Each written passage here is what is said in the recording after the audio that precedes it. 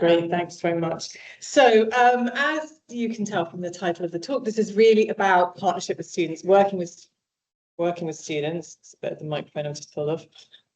And how that can help us to build society. So this is going to be very much not just me standing here talking about things, but it's going to be bringing in the students that we've been working with to talk about what this looks like from their point of view and to think together about how this works. So first of all, we've got Vincent online. Vincent, do you want to just unmute quickly and say hello? Hi. So Vincent is the president of CompSoc, and he'll be talking a little bit more about that. So he's been really leading on a lot of the work we've been doing around this. And then we have Anastasia. And I will not bring them all up now. They can introduce themselves when they start speaking. But Anastasia has been the lead on this particular program that we've been doing. And then we also have Agam and Alyssa and Lewis, who have been really involved with, they're all CompSoc people, and they've been really involved with helping with the rollout of the scheme, but also about working with our students to think about how this has worked, where the problems have been, where the challenges have been, and how we can continue to improve next year. So hopefully we continue to build this. Okay, so I'm going to start with a little bit of background about how we came into this. So building community in computer science is hard. I think that we all know that. There are building society, community for student populations is quite hard anyway, but in computing we have some specific problems. So usually most places have pretty large class sizes because it's a very popular subject. It's really easy to do quite a lot of it online. And although we do have requirements to be in person for some of our teaching, still a lot of our students are accessing some or even all of it online and not coming in person very much to things. So getting to know your peers can be hard.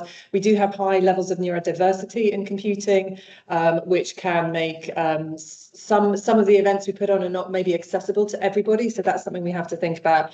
We don't have anything like, wet lab stuff where they just have to come in and they have to do that close interaction with students. It's really hard to build that in computing. And so we struggle. But we know that community is really important. It really has an impact on student outcomes. And of course, it has an impact on well-being and how happy the students feel and how able they are to access support when they need it and so forth.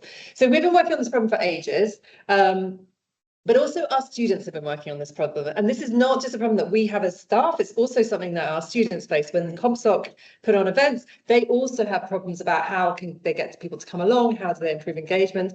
But I have to say, the students are way better at this than we are. So they don't succeed in getting everyone to come along, but they do a lot better than we do. So a lot of the things that are school-led, the turnout is really not great. But CompSoc really have, I should say, CompSoc is our main student society, but we have a lot of other student societies as well, including Hoppers, and they all tend to have pretty good turnout compared to what we achieve. So what we're coming into this with the idea that we have a lot of objectives from a school point of view about what we want for our students, but our students are already doing loads of things that feed into this.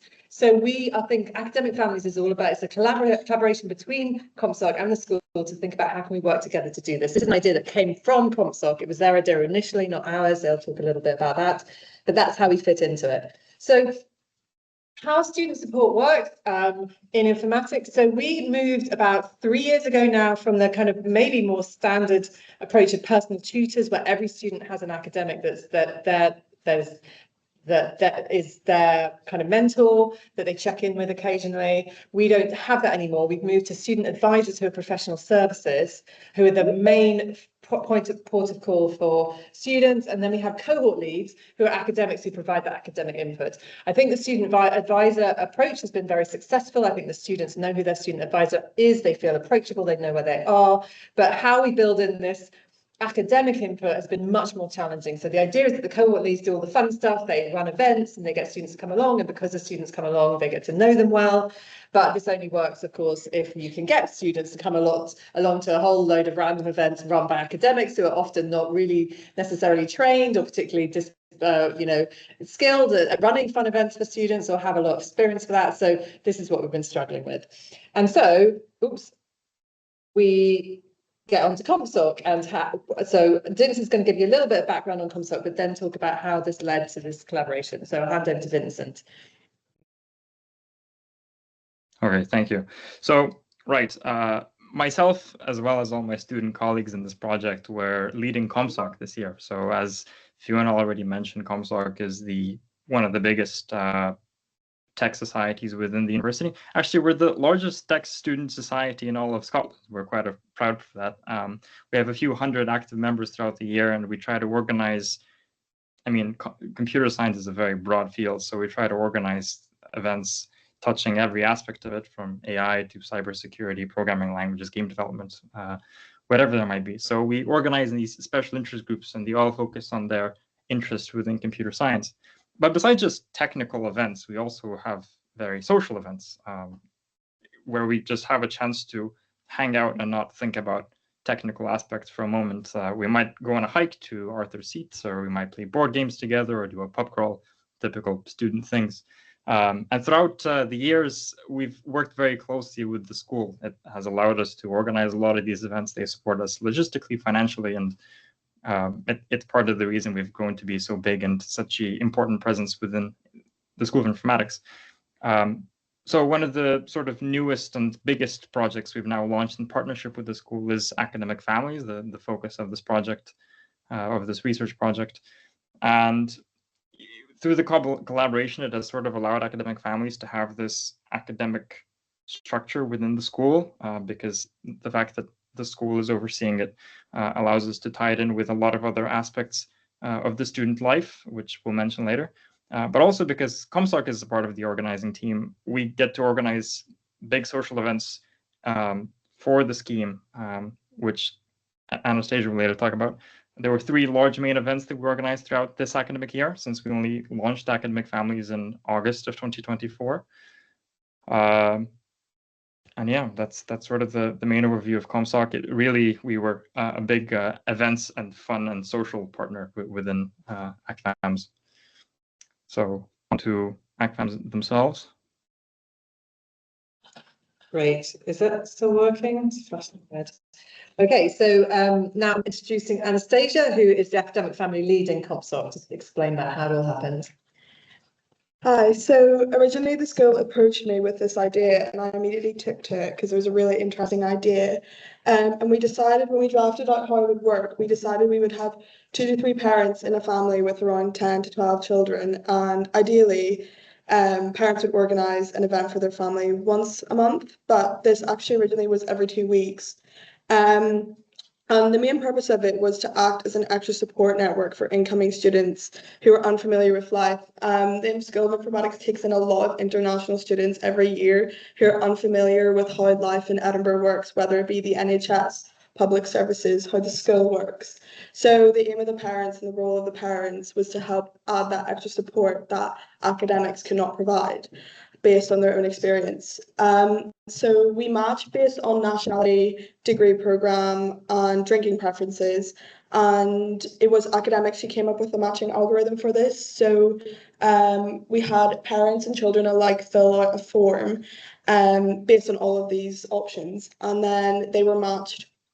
And we, in order to facilitate the matching, we organised multiple events. So the first event was the introductory event where all parents and all children met.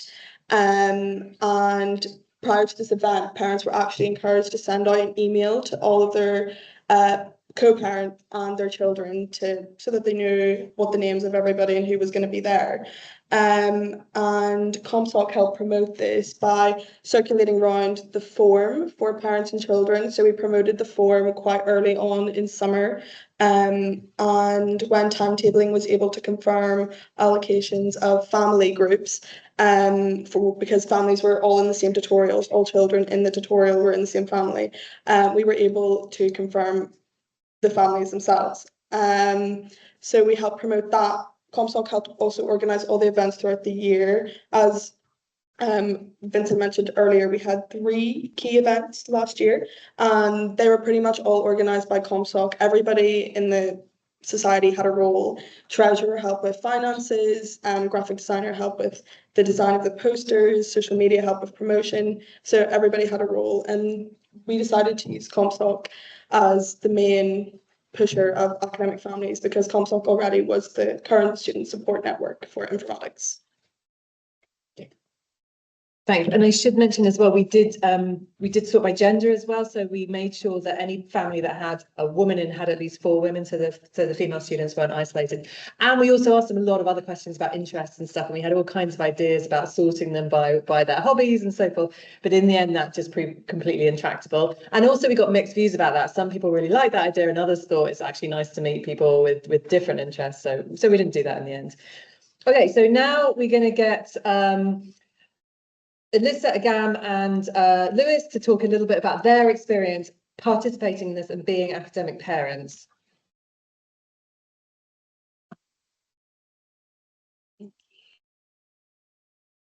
I don't know. Hi, I'm Gom. I've been very involved in this scheme. I was also part of a very successful family, so I'm going to talk about what worked well. First of all, initially, I was with a co-parent that I currently know, one of my great friends, and I think because we knew each other and we know each other, we were able to have a lot of comfort in our family, and we were able to welcome everyone really well. So I think something that's really important that worked well in our family is the initial event. Everyone showed up to our initial event and we had a lot of energy. We were very welcoming. We actually won the quiz that was going on because we were so connected initially. So I would stress it's really important to have everyone come to the first event. Also, I had a lot of academic kids that had the same degree. So I had computer science and physics students in my family. So I think all of the computer science and physics students are in my family. And it was really great because they immediately knew the other people that are in their course, and they got along so well because of this. And also even the students that weren't computer science and physics were able to just attach to this dynamic of friendliness. Yeah, so we had a lot of really fun events. The first thing we did was me and my co-parent, we decided to pick up our kids from their tutorial. They all have the same tutorial, which is really great because they got to know each other better.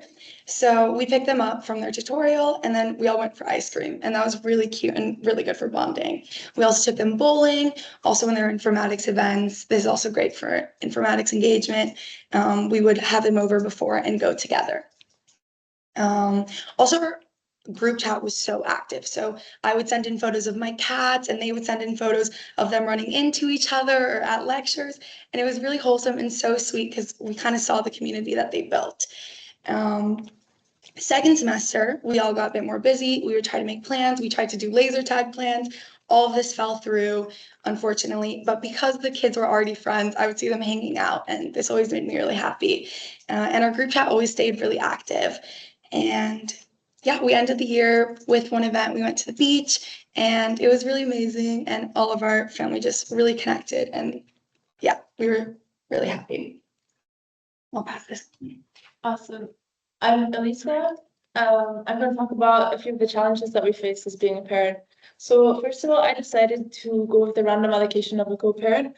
I thought it would be really nice to meet someone else, a different year, and collaborate with someone new. But actually, this kind of worked against me because it's really important for you to know the person you're working with really well. And we actually realized that later on.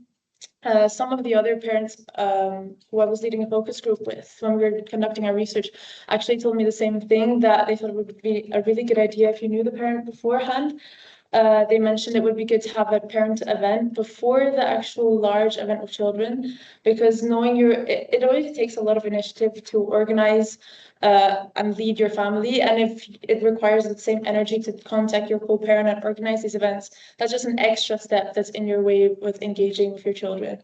So we realized that knowing your co-parent is really important for group dynamics. And it also gives your children more of a sense that it's an organized structure, and the academic families, they feel the presence a bit more. And this organization is also really important for parents as well. This year, parents were given a lot of independence and autonomy, but actually it would be good for the parents to have some sort of support scheme.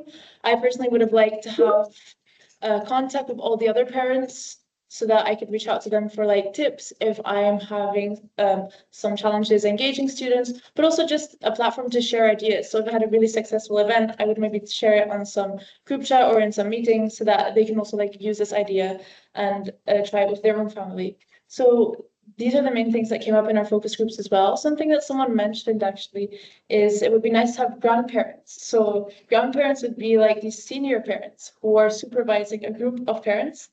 And they're just making sure that you're still engaging with your children, that you're keeping in track with everything. And they're just your first point of contact that you can reach out to. And we're still discussing whether your grandparent should maybe be some other student, some senior student, or whether it should be someone in the school. Yeah, I have a question. Can I ask a question about the scale of it? So you say it's that will be explained. Sorry. Oh, sorry. Great. Just about how that kids are in a group and they're chatting together, but it's saying as a parent you're a little bit isolated. So how many parents are there involved in the scheme? We had 2 to 3 parents per like 10 to So yeah. how many groups are there? How many parents are Say you had a group chat for parents, how many would it be? I think it's 100. We had 64 parents. 64 parents. 64 parents. Okay, yeah. So that's considerably larger than family. Yeah. Okay. So grandparents that have them organised in group would be a way to scale it. Grandparents would supervise roughly like 6 families, so Yeah. 12. Mhm. Yeah. Okay, Luce, you can. Like,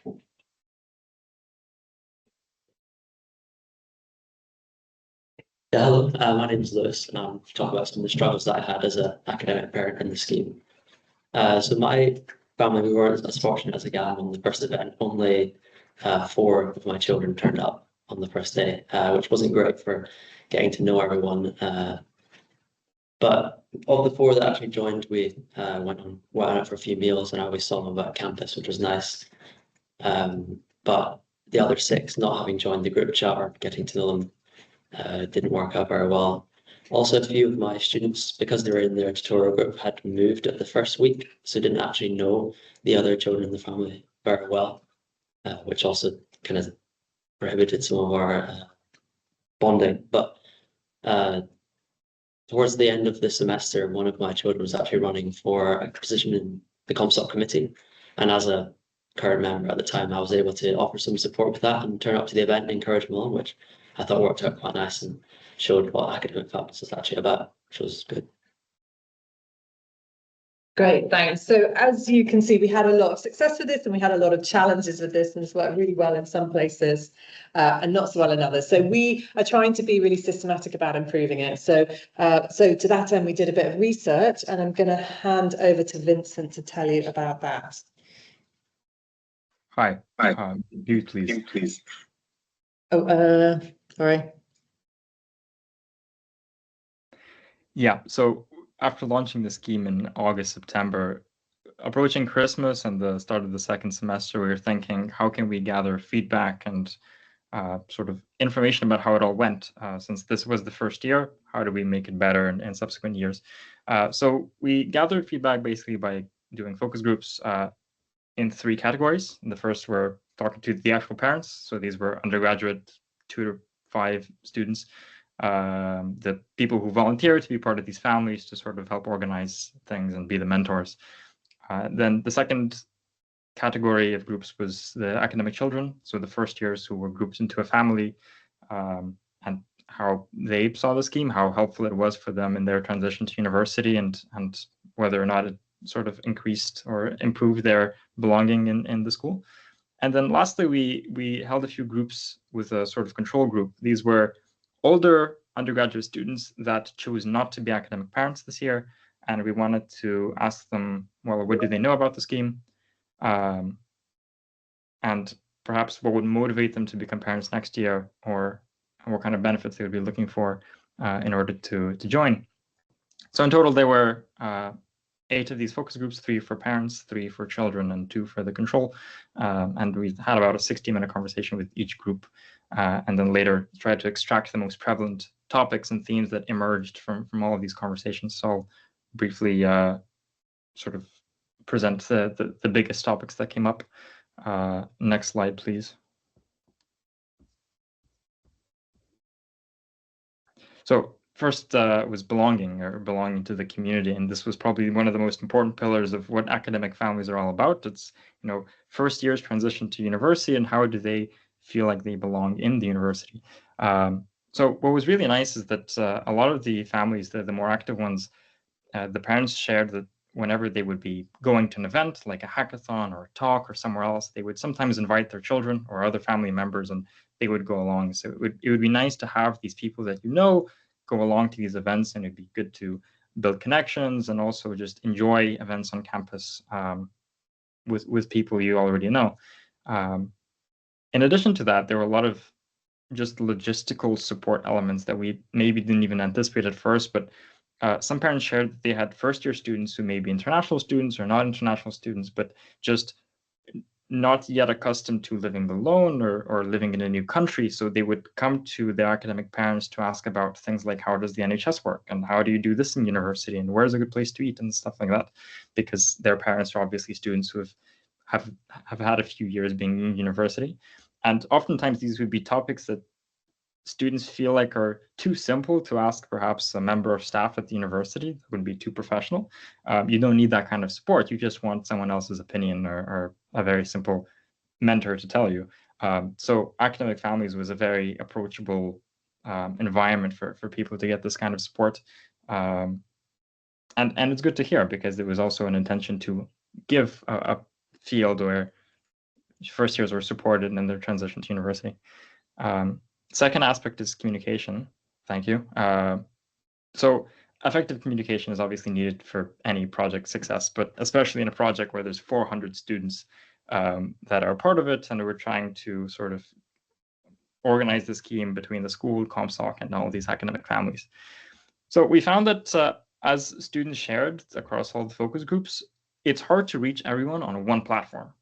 People use Discord, they use Instagram, they use email. Very rarely is there one sort of platform where everyone will get the message and everyone monitors frequently. So that means that many platforms are needed. And also we found that a lot of things happen on campus through word of mouth, I think unsurprisingly, but people just said that, their academic parent or their academic sibling just say things, talk about events and stuff like that, and they just go to those events because it's good to hear about events from friends. So in these family units, it actually becomes a really good chance to discover about opportunities on campus through other people in your family. But one sort of challenge or frustration we heard from other students is that there wasn't really a centralized communication system from the organizers of academic families about big events that are happening. So some would like, for example, a centralized event calendar at the beginning of the year, so you can see all the big academic family events that happen, all the maybe competitions between families or places you should go, and so that you can save the date so that you're not going to be busy, and also be able to choose and track which events are the most valuable and sort of prioritize your time more effectively. So that might be a new thing we do moving forward. Then there were some barriers to engagement that people shared.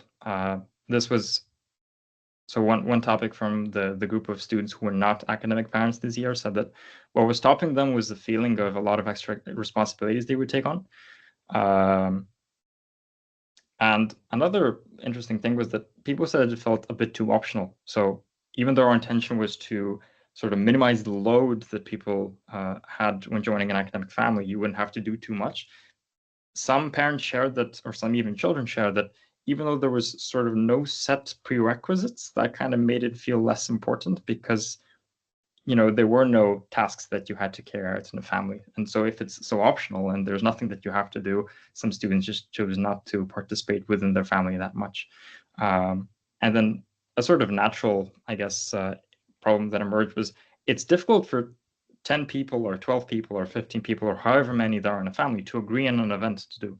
So if there's a big event happening, the ones that were organized by CompSoc throughout the year, well, then we set the date, we set the time, and then people either choose to go or not. But within the family units themselves, if they're choosing what to do, well, then it's a big decision to make, whether they want to go hiking or bowling or to a pub. It depends on people's interests. It depends on people's time and commitments.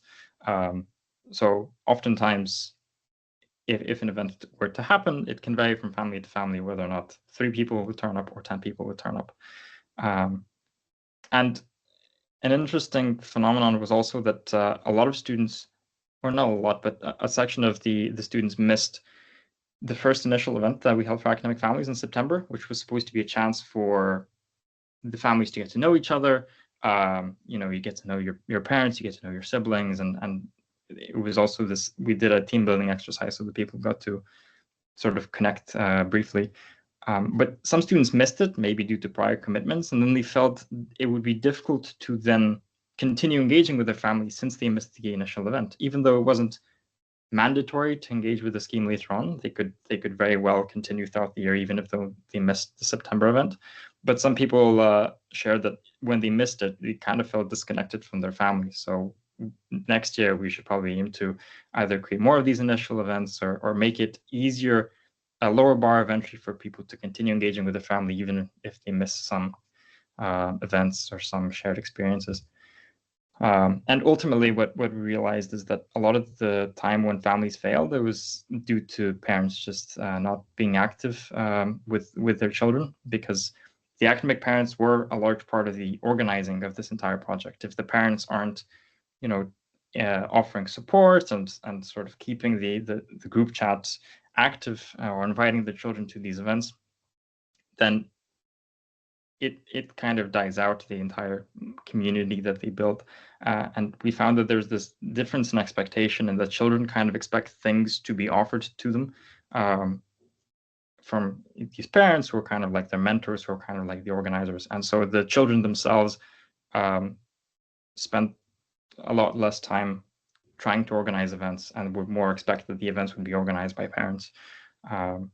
So in future years, we'll probably try to empower parents to do more of the organization. And then the next topic, or the last topic I want to talk about, is naturally feeding to how do we incentivize these parents. And a lot of them share that the motivation was intrinsic. The reason they became parents was because they wanted to give back to the informatics community or the student community after being students so many years. Some even share that they felt like they were raised by older students that have now graduated. So now that they're an older student, they want to give back by sort of raising or mentoring or supporting the young generation of students. And this was really nice because this meant that academic families was a way for them to do that. You get to sort of oversee a small group of first-year students and help them transition to university. Some students also sort of mentioned extrinsic motivating factors, like getting some sort of Edinburgh Award or getting the CV points that you get for these extracurricular activities. So, you know, if you're an academic parent and you're supporting other students and you're organizing events throughout the year, this could demonstrate some sort of soft skills that might increase their future job prospects, because besides having technical skills or internships, you might have these community and volunteering roles that employers might look favorably at. So striking some sort of balance between the two would be good. But this was sort of the first time we were talking to parents about, or students about, what kind of incentives they would be interested in. And definitely a lot of good takeaways for next year, and how we can encourage more people to sign up to be a parent.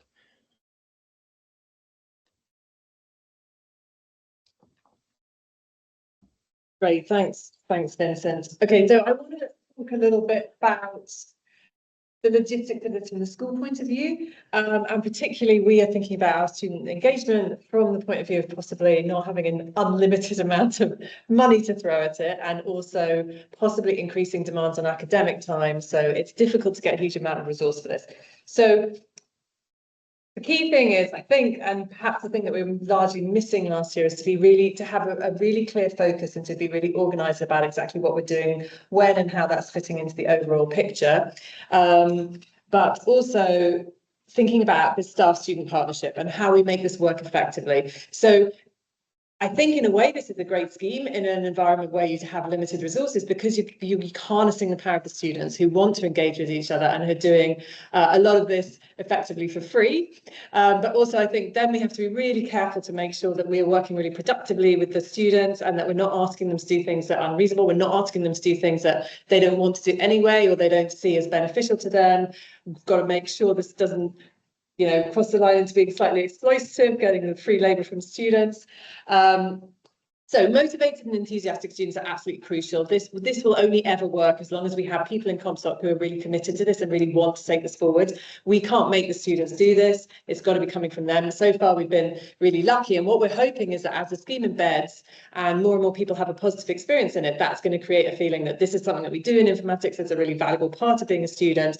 And therefore, there's always going to be that motivation and enthusiasm to continue it. But that's something we're going to have to try and foster and grow. And if that doesn't happen, then I think it becomes unworkable quite quickly. So our students can be very self-driven, and of course we know this because CompSoc is completely student-run. We don't really get involved in that, and they do amazing things. But I think because this is not just what the students want to do, but kind of touching in with the aims of the school, we need to make sure, and it's all done on a voluntary basis, but we kind of want to make sure that that support is there more broadly, because as we heard already, sometimes it's worked really well and sometimes not. And if we want that to be a bit more uniform, we need the structure there to support the parents. And I think that the idea is that if we collaborate really effectively with students, then we're maximising the effectiveness of any resources we have in the school. So when resources are scarce, we're spending them much more wisely by doing this. It is essential, I think, that it remains primarily student-led, and that the school is there in the background doing the support that the students need to make this feasible. Okay, so now I think Anastasia is going to talk a little bit about so what we're going to do next year, and a lot of this we've already covered in the things we've talked about already, but being a little bit clear about what that means. So next year we plan to have better and more family events in Welcome Week instead of simply just in the first month. So this would involve potentially all children getting to know each other better, and then parents getting to know each other better, but not strictly within their family. And then this means that when we have the introductory event, there's less barriers for engagement, less students feel overwhelmed. A common concern that emerged throughout the research was that a lot of students coming into first year felt overwhelmed because they were coming into university. They had no idea what university life would be like, and all of a sudden they were just thrown into a big group of people that they had absolutely no idea who they were prior to the event. And it's not enough, as we've seen, to just ask students to just talk amongst each other. We have found out that the more structure there are in the events, the better there is a reception towards the events, more people engage, and more people then decide to turn up to events. So team building activities we've decided to implement in the future events. An example of when we did implement this was in one of the bigger events we actually had families build bridges made out of lollipop sticks and marshmallows, and a lot of people enjoyed it because they were all working together as a team. And we also want to really emphasize on creating an identity with families, and this kind of helps throughout the year ensure that families stay together despite increasing amount of coursework, like exams, other responsibilities that happen to take place throughout the year. A clear identity just means a more solid base for families to progress throughout the year together as a family unit, rather than children being scattered, parents dropping out of the scheme. And this can look like how we, for example, as we've discussed previously within the team, we've discussed having family crafts, family colours, so something that identifies them to their specific family. And then another part of what we plan to do is have better support and structure for parents. And increased support was requested in the research that we found out, was requested by both children and parents, but specifically for parents. So this opinion was shared with children who had seen that their parents had essentially stopped engaging throughout the scheme, throughout the year as well. And had noticed that parents didn't engage because of the lack of support. So we plan to basically just implement a cohort, an academic lead. Who would you want me to say something about that?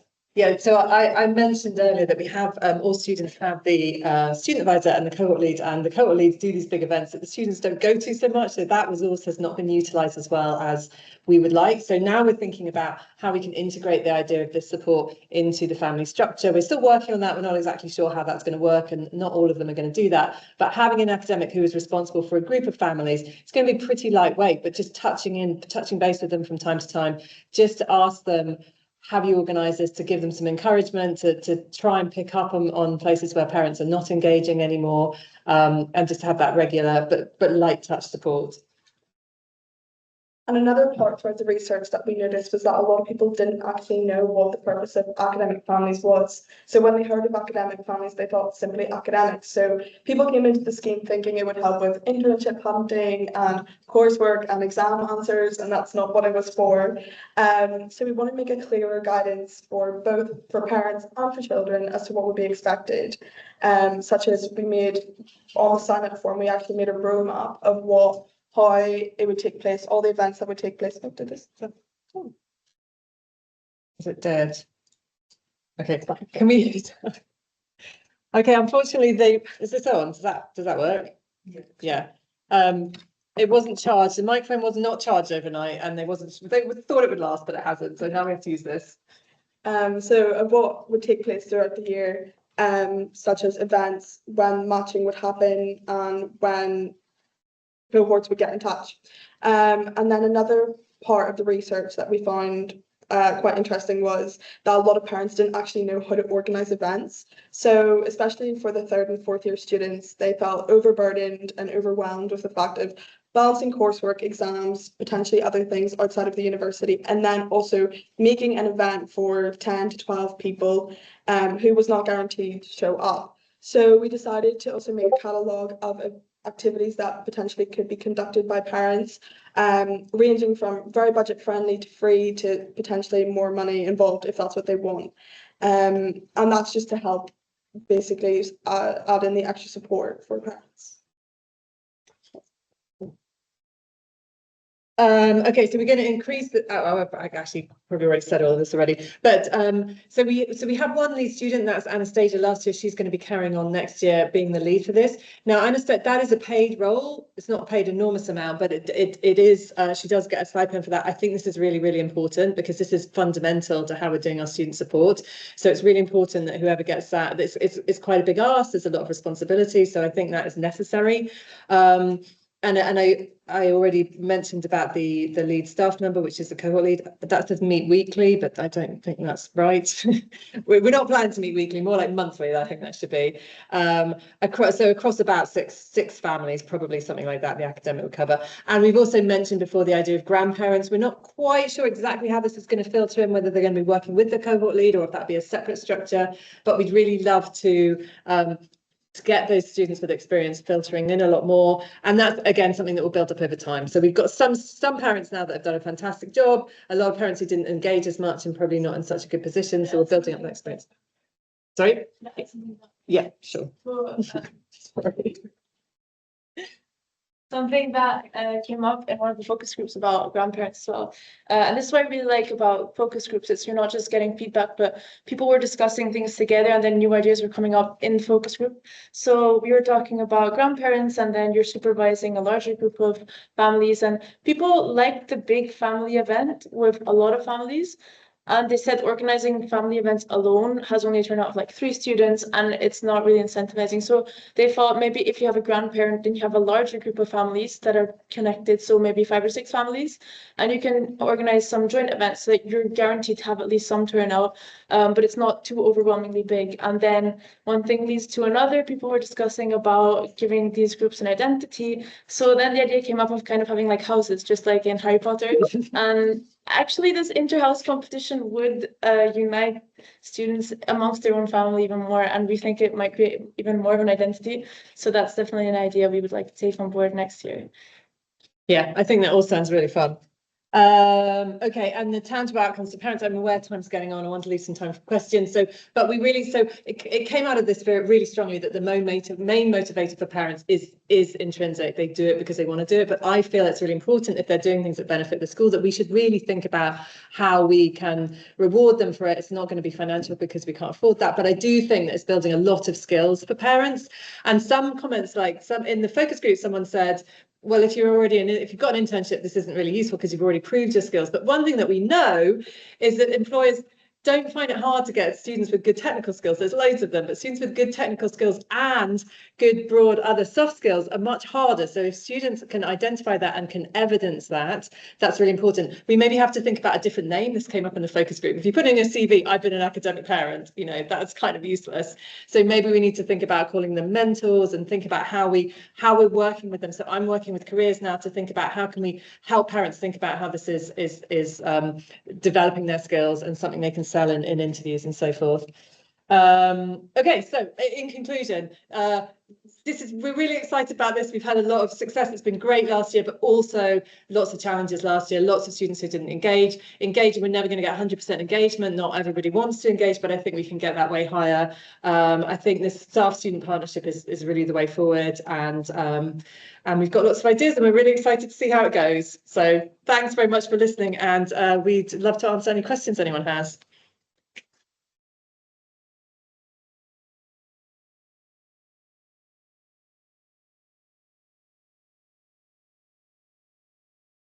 Do you guys want to come up and ask questions? Hi, my name's Sophie. I'm a student service manager. I want to ask you for student advisors to have any role. You're here to help. So do you want to take it? I personally didn't really see much engagement from student advisors.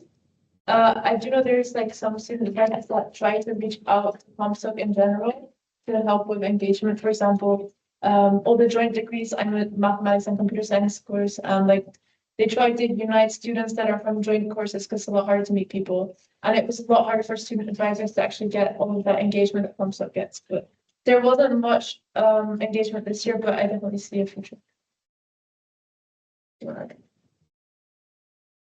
Yeah, I think so. We didn't talk very much about student advisors, and that was maybe an error. We talked more about the academic input, but I think that professional services input is really, really important, and that students really value that professional service input because it can be a bit more consistent than academics, which are not always that consistent.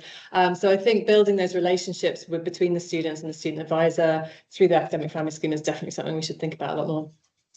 Actually, some parents also mentioned that they didn't, or some people who didn't, parents thought they would have the responsibility of helping people if they have larger problems, but they just should like point them to a student advisor. So actually having the student advisor involved in this scheme would actually help.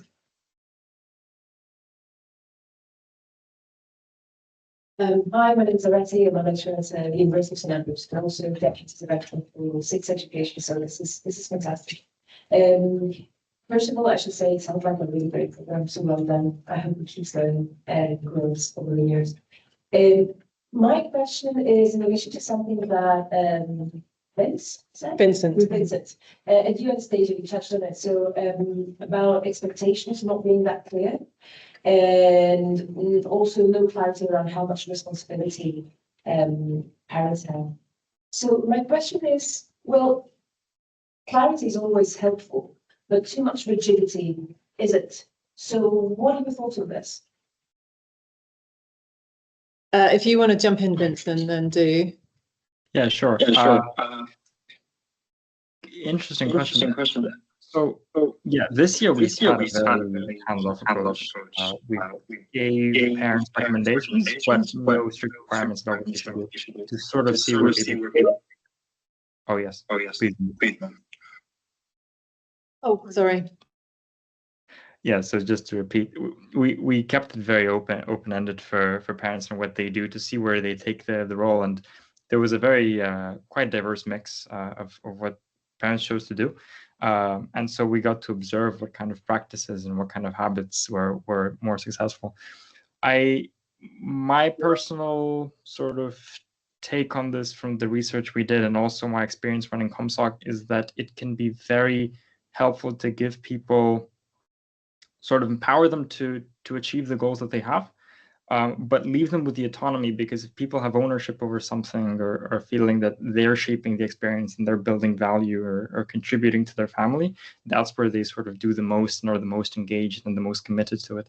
So I think with parents, if they have questions about expectations or what they should be doing, the academics and the student advisors and the organizers of the scheme can can help guide them and help give them advice about what it is that they should do. But ultimately, there's no strict formula, and there shouldn't be, about what it means to be an academic parent, because this isn't it shouldn't be this machine. It is a very social and open-ended role that parents fill themselves. I don't know if that adequately answers the question, but we can't hear you,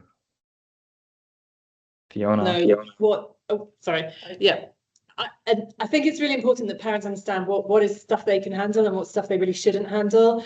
We talked a bit about maybe we should help parents know, if this is where the mental health team is, and ultimately we thought, no, what we should say, if there are any things that they need this kind of help with, they go to the student advisor. So your role as a parent is just to point them to the student advisor. If it's really casual questions, of course, you field all of those. But if there's anything where they need any kind of formal or professional input, just send them to the student advisor. And that connection is really, really important. It's really important that parents don't feel that they should be taking this on. And also it's really important they feel that they can't be taking this on. It's not within their remit.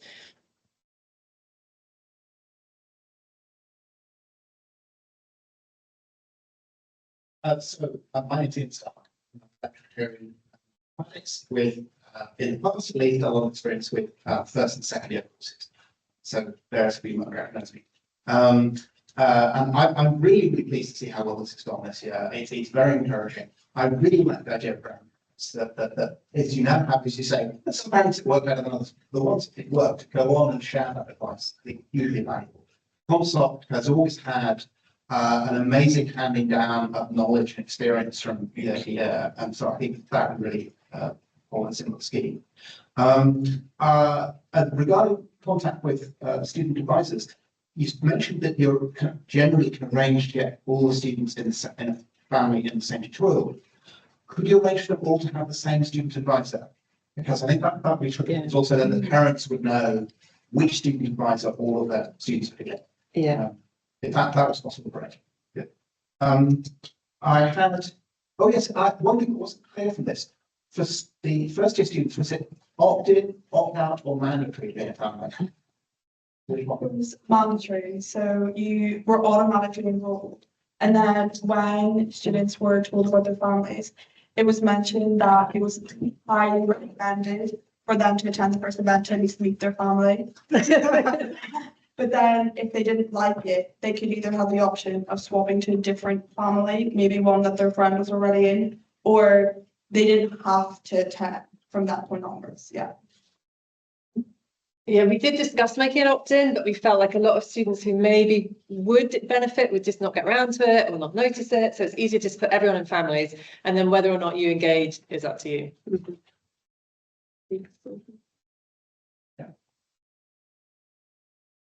Yes, that's interesting. So it might be that where you had a group where not many engaged, Lewis, you didn't have. I mean, it's not necessarily that they failed to engage, but it might just be no, our friends are in it, but actually it's not. No, that seems quite reasonable. With regard to the motivation, which is a really tricky thing, and also what the school can provide. And Fiona, you said the suggestion we might be trying to outsource some work that we should be doing, which we don't want to do. I mean, it's great to hear that the parents had high intrinsic motivation and that's what's making it work. I think that's excellent.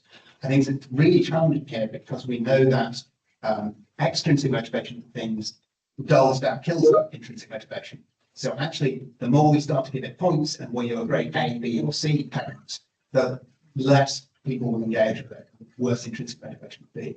But I think some of the things that Joe has described about the support, and this is also something CompSoc evidence, is that the school can put in lots of support for these things to make it happen. And that is not extrinsic motivation, it's not a reward for you, it's the thing will go better.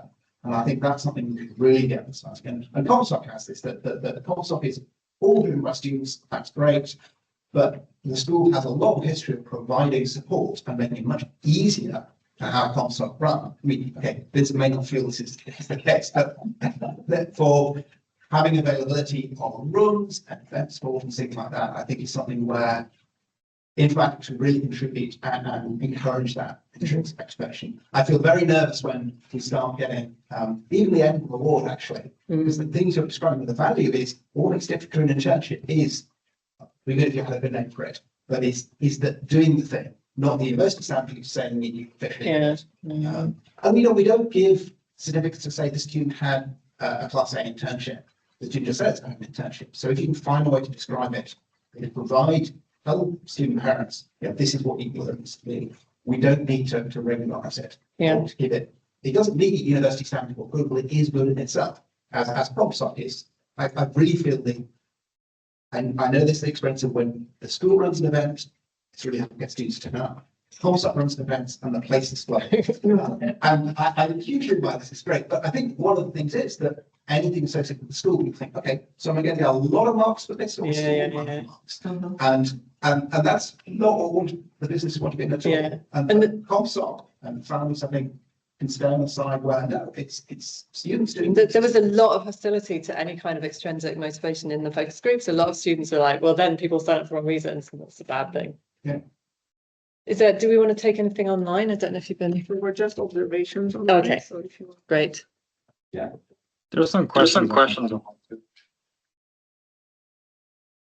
Yeah, so there's a point about St Andrews. I mean, I know I was at St Andrews myself.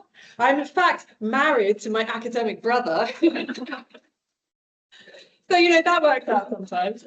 So obviously St Andrews does have this long tradition. I think it's a little bit different to what we're trying to do, but I think that there obviously is a lot of experience there. And so we definitely should be hooking in with you guys. So yeah, anybody, I know that this scheme, we didn't make up this. It's not like we've created something no one's ever thought of. So hooking in with people who've got experience doing this sort of thing and getting their views would be really, really great as well. Is there anything else? So somebody's got a question about how you make this inclusive for students who have other commitments like childcare and work and so forth. I think that's a really good question. Part of that is in the flexibility of the family structure. A lot of our students have work. I don't know if any of you guys want to take it. So I had a part-time job at university. I had a part-time job throughout university, and I was also an academic parent myself. And the way I made it work was basically communicating with my co-parents. So I had 2 co-parents, and I actually requested to be put in a family with 2 other co-parents instead of 1 other co-parent, because I knew that I would be really busy throughout the term. And I communicated with my co-parents, and I relied on them for a lot of support regarding flexibility of organising events and communicating with our family. And they were really, really helpful, and they were really amazing with everything, and it was very easy to organise with them. And I think a lot of jobs in university are also on the weekend, but a lot of students actually prefer availability during the week, especially in the evening. Especially if you have a very outgoing family who prefer to go out and go to a bar. A lot of bars have student deals during the week instead of the weekend. And I think that fits into better in that sense. Regarding first years having jobs and then participating in the scheme, I think there should be an emphasis that students who are first years and our children don't need to attend every single event. They should just, at least if they can communicate in the group chat that they can't attend, preferably give another alternative date. I think that's enough. They don't need to be there all the time. They're not marked on attendance, so they can make it work around themselves as well. I think we also have to think a lot about finances and inclusivity around that, and not always having events that people have to pay for. One comment in the focus group that actually completely horrified me is that a student said it just gets quite expensive when you're buying coffees for like 10 kids. And I was like, oh, that was not the intention. We were not expecting the parents to do that, but some of them felt that they should do that. So we need to be really clear that that's not what you should do, but also in this catalogue of things we're developing, there will be a lot of free things. And there's been a suggestion that maybe each family should get a budget of sort of £50 a year that they can spend as they like. We're not committing to that yet. I don't know if that's going to be feasible, but that is certainly something that we will think about. I think it'd be really nice to be able to do that. So yeah, we definitely need to be mindful of that. And to add on that, we also floated around an idea that maybe we could talk to popular places that students go and see if we can get discounts to bring traction. So maybe if there's like a discount card or just a list of discounts that we have for places, that'd be useful. Yeah.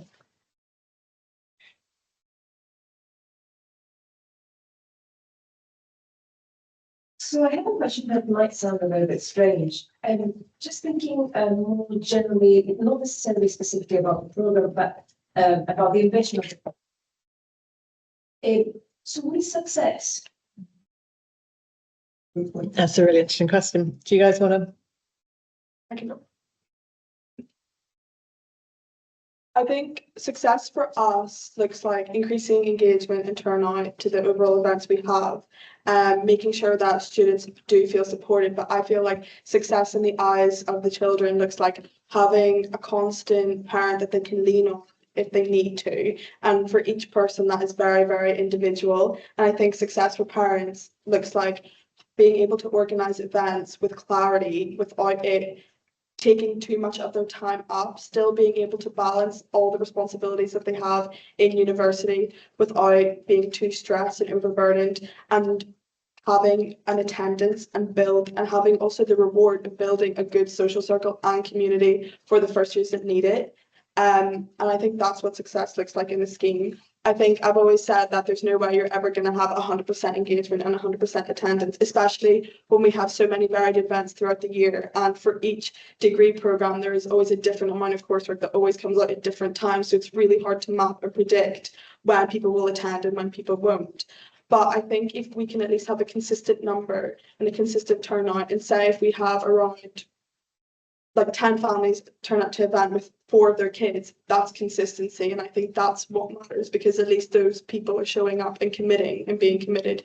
And if parents also continuously try and make an attempt and an effort, I think that shows that they're motivated to be part of the scheme.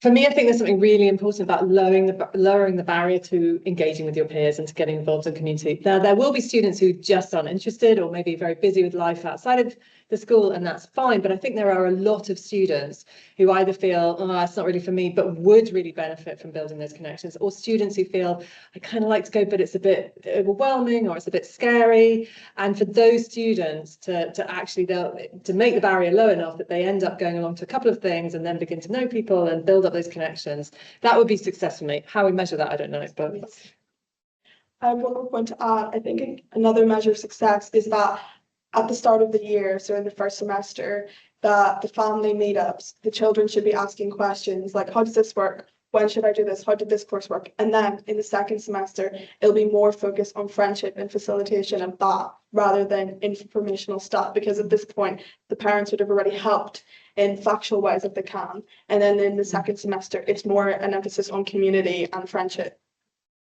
Nice. Okay, I think we're over time already. yes, we're over time already. Great, thank you so much. Thank you to Fiona and to the students. A very, very interesting talk, and a lot to learn from your experience. And I think you're really on track to doing something great here.